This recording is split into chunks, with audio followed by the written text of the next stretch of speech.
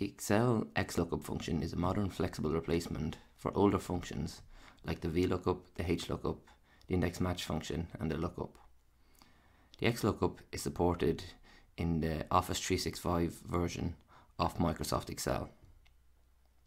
There are three parameters which must be entered into the XLOOKUP. The first is the lookup value, which is the value you're searching for. Second is the lookup array, which is the range of values you want to search within. And the third parameter is the return array, which is the range of values you want the value returned from. There are then three further optional fields. The first one is not found, so this parameter specifies a value that you want returned if your lookup is not found within your XLOOKUP function.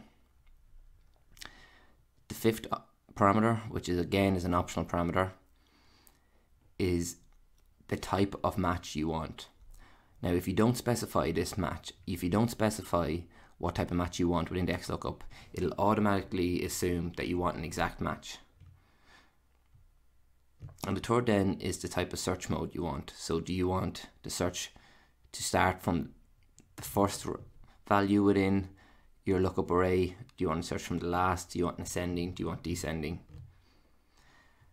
So for this example, we're going to focus on an XLOOKUP that just incorporates the first three parameters of the XLOOKUP.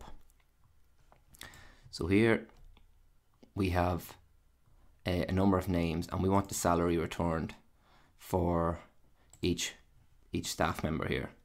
In the next tab called lookup data, we have a names list which includes the salary information in column E and includes the name of the staff member in column G. So we can start our XLOOKUP function. Our first parameter is our lookup value, which in this case is the name. We then want to look up the array, which is where the name Anya Barnwell will be present. So we can see that the names are in column G, so we simply select the names in column G. And then we want to return the salary. So we want to select column E in order to return the salary. And then because we've selected the whole columns, we don't need to lock those two table arrays. We can simply drag them down and instantly we will have it returned.